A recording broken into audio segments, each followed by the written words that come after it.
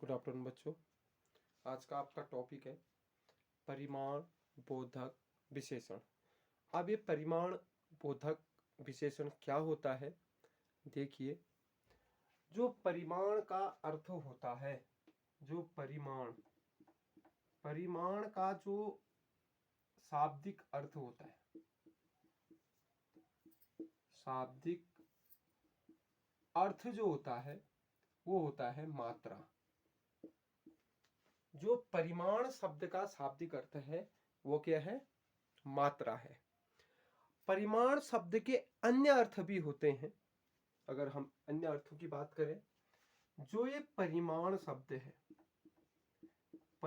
शब्द है, इसको हम ये भी कह सकते हैं नाप, तोल। इसको हम अन्य शब्द में ये कह सकते हैं, जो शब्द नाप, तोल या माप, क्या है? माप। अब दो अर्थों में हम परिमाण का अर्थ लेते हैं। पहला अर्थ हम इसका लेते हैं मात्रा। कोई भी चीज कितनी मात्रा में आपने खरीदी या कितनी मात्रा में आपने उसको लिया। तो सीधे से परिमाण शब्द के शाब्दिक अर्थ से ही पता चल जा रहा है आपकी, जिस विशेषण में किसी भी वस्तु की मात्रा का बोध होगा, उस संख्या की गिनती का बोध न होकर उस संख्या का क्या होगा? मात्रा का बोध होगा। वो कितनी मात्रा में आपके पास है। और दूसरी बात, जो परिमाण का अर्थ होता है वो होता है नाप, तोल या माप। ये दूसरा अर्थ है किसका? परिमाण का।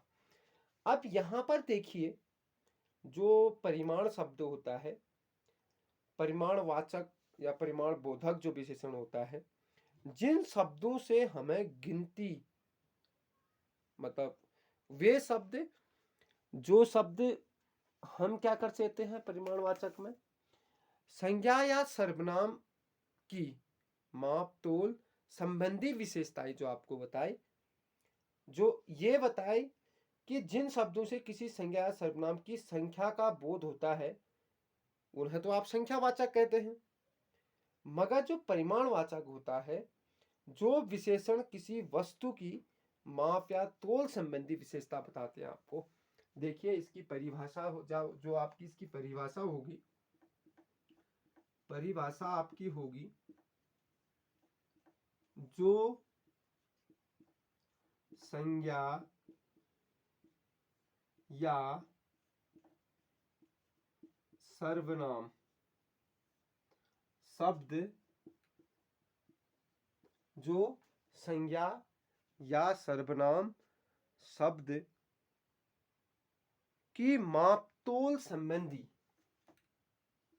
की माप, तोल व नाप संबंधी, माप तोल संबंधी विशेषताएं आपको बताएंगी। क्या बताएं आपको? संबंधी विशेषताएं बताए। क्या बताए? संबंधी विशेषताएं बताए।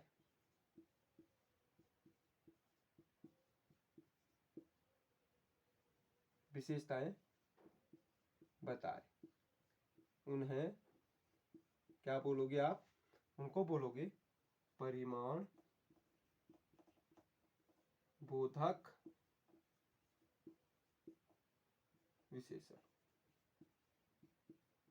क्या बोला जाता है? उसे परिमाण बोधक विशेषण कहा जाता है। देखिए आपने जो पढ़ा, जो संज्ञा शब्द सर्वनाम या संज्ञा शब्द की नापतोल व माप संबंधी विशेषताएं बताए, उन्हें क्या बोलोगे आप? परिमाणवाचक विशेषण कहते हैं।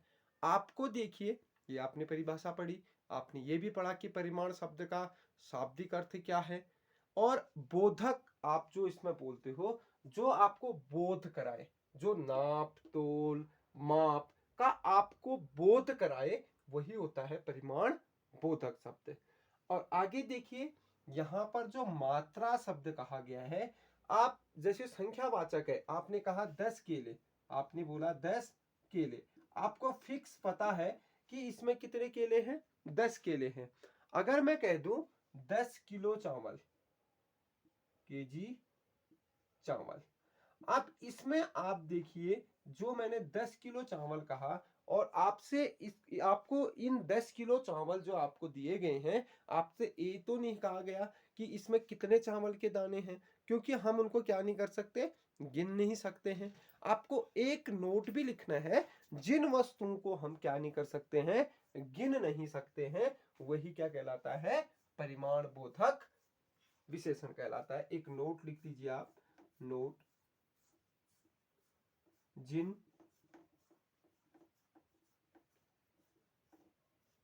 विशेषण, जिन वस्तुओं को, आप ये लिखिए, जिन वस्तुओं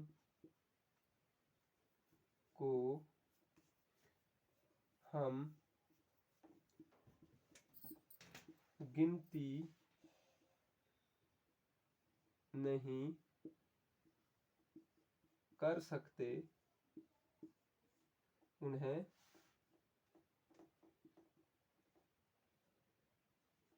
परिमाण बोधक विशेषण कहते हैं, विशेषण कहते हैं। आपको और आसान कर दिया गया है, ये चीज में और आसान आपके लिए कर दिया गया है। देखिए, जिन वस्तुओं को आप गिन नहीं सकते हैं, सिर्फ माप सकते हैं, नाप सकते हैं, तोल सकते हैं, वही शब्द, वही विशेषण शब्द क्या कहलाएंगे आपके, ये परिमाण बोधक विशेषण कहलाएंगे। जैसे कुछ उदाहरण मैं आपको इसमें करवाता हूं, देखिएगा, आपको और अच्छी तरह से समझ में आ जाएगा। ये मैं मिटा देता हूं आपका,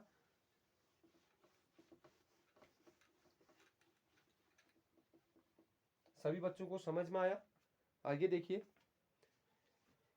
इसमें एक उदाहरण है जो मैं आपको करा रहा हूं, 1 किलो चावल दे दो। एक उदाहरण है आपका, उदाहरण 1 किलो चावल दे दो।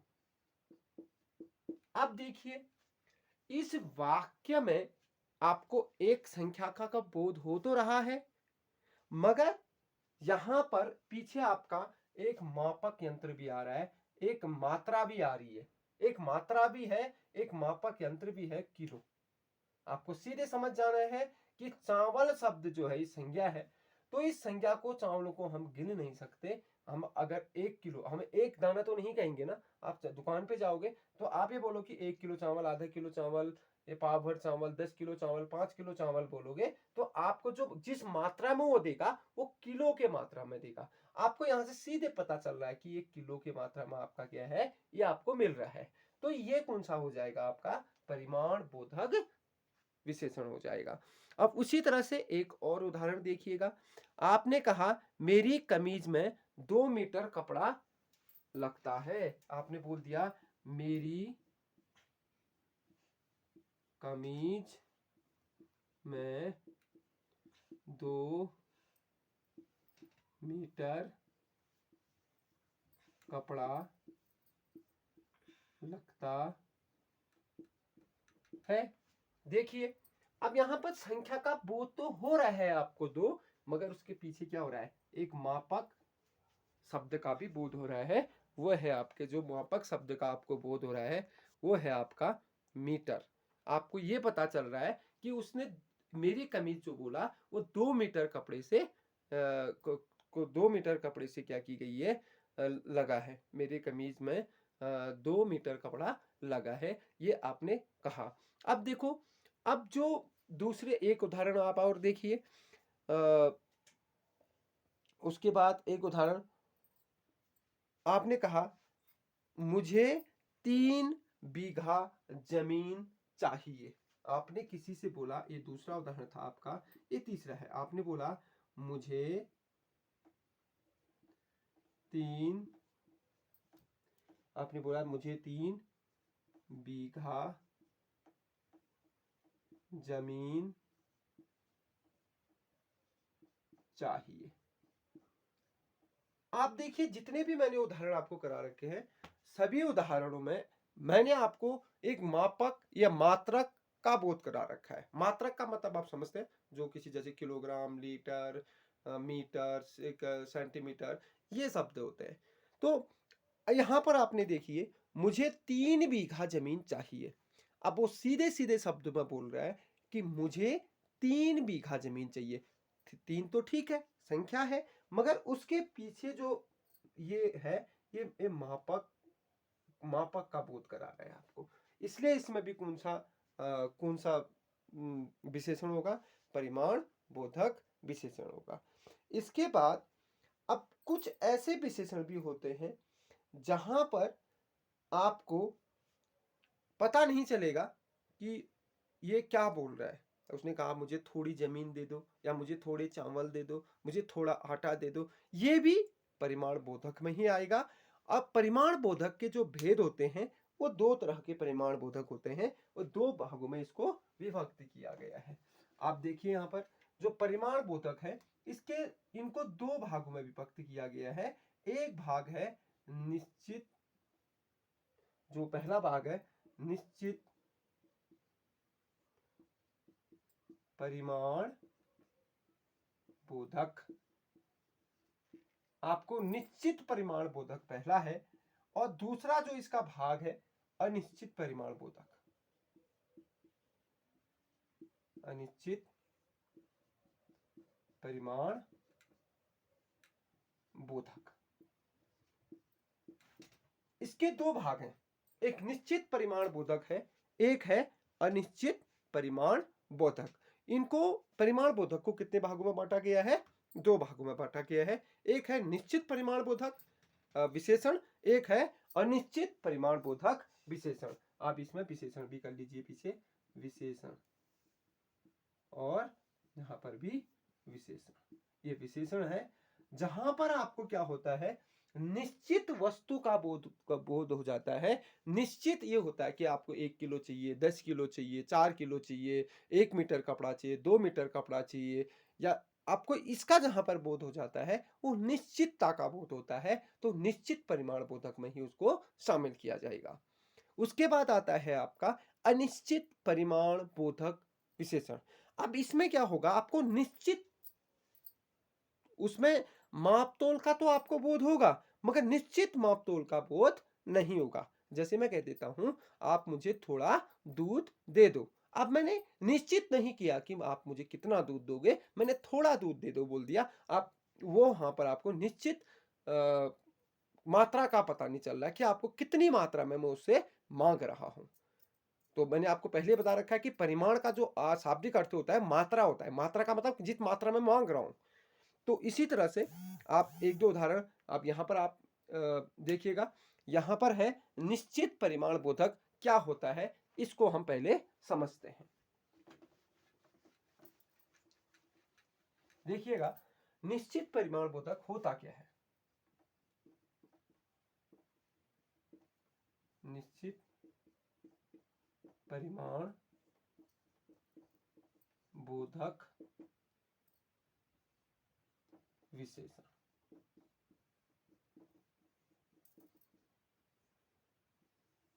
आपका ये है अगला टॉपिक। अब देखिए निश्चित परिमाण बोधक का वे विशेषण, इन विशेषणों से क्या होगा, आपको वस्तु या पदार्थ का निश्चित मात्रा का बोध होगा। निश्चित मात्रा का बोध होगा। इसमें देखिएगा, आप लिखिएगा जहां संज्ञा या सर्वनाम,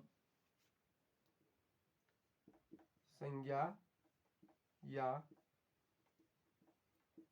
सर्वनाम, संज्ञा या सर्वनाम, संज्ञा या सर्वनाम का निश्चित परिणाम बताने वाले,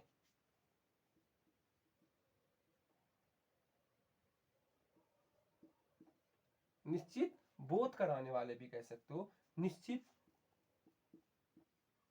बोध कराने वाले, निश्चित बोध कराने वाले विशेषण शब्द,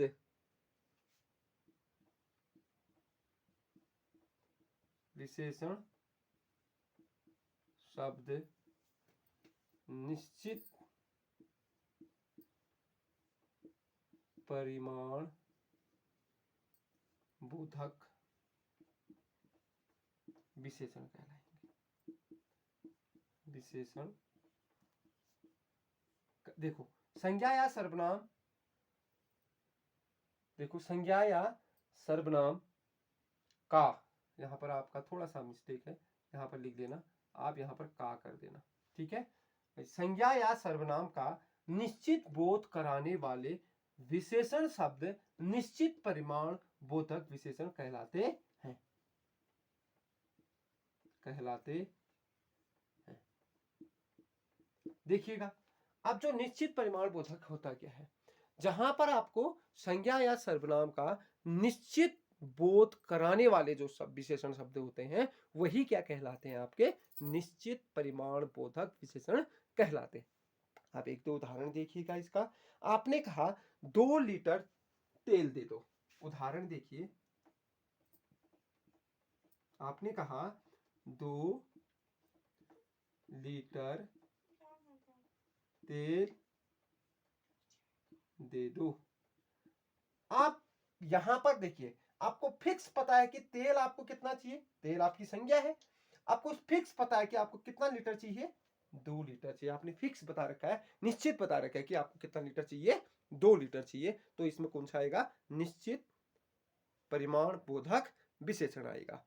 अब कुछ और अन्य उदाहरण देखिएगा, मुझे 2 किलो आटा दीजिए, 2 किलो आटा दे दो।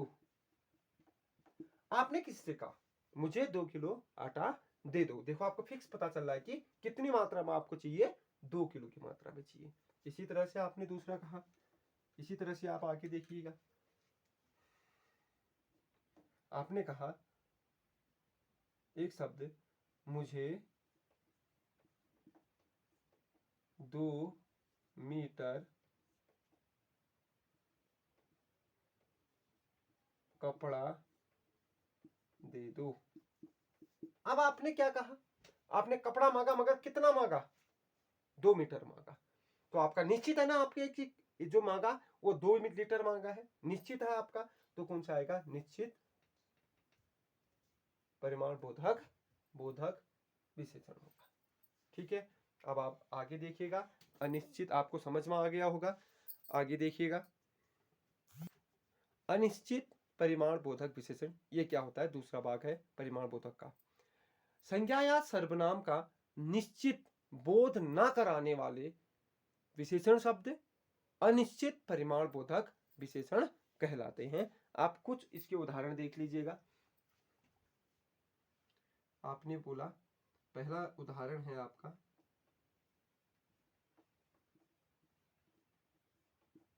यहां देखिएगा, आपने बोला मुझे थोड़ा पानी पिला दो, मुझे थोड़ा पानी पिला दो। अब देखिएगा, यहां पर आपको पता चल रहा है कि कितना पानी उसने मांगा, उसने 1 लीटर मांगा, आधा लीटर मांगा, या कितना मांगा, 1 गिलास मांगा, 2 गिलास मांगा, नहीं पता है ना आपको, तो उसने थोड़ा पानी, देखो आपको पता ही नहीं चल रहा कि उसने कितना पानी मांगा है, तो आपका क्या आ जाएगा, अनिश्चित परिमाण बोधक आ जाएगा। आपने एक उदाहरण आप देखिए, उसने बहुत चावल खाए, आप कहते हो ना कभी, उसने बहुत चावल खाए, आप बहुत बार आप शब्द का प्रयोग करते हो। आप देखिएगा, उसने बहुत चावल खाए, चावल तो खाए मगर कितने खाए आपको पूरा पता नहीं चल रहा कि उसने कितने जो चावल खाए, आधा किलो खाया, 1 किलो खाया, पौना किलो, उसको पता ही नहीं चल रहा आपको कि उसने कितना चावल खा रखा है। उसको इसीलिए आपने कहा बहुत चावल खाए, आपको फिक्स मात्रा का पता नहीं चल रहा है कि फिक्स मात्रा कितनी है, उसने कितनी मात्रा में चावल लिया था। तो इससे उसका अनिश्चित बोधक का ही आपको बोध हो रहा है। आपने एक शब्द कहा, आप किसी पड़ोसी के पास गया, आपने कहा कुछ नमक दे दो। देखो आपने नमक कितना मांगा, कोई पता नहीं है ना, यहाँ पर कुछ कह रखा आपने, वो कितना मांगा, 1 चम्मच, 2 चम्मच, 4 चम्मच, या 1 कटोरी, 2 कटोरी, कितना मांगा आपने, वो उसका बोध आपको नहीं हो रहा है। इसलिए कौन सा है, अनिश्चितवाचक सर्वनाम के सॉरी अनिश्चितवाचक परिमाण बोधक विशेषण कहलाते हैं। ठीक है, धन्यवाद।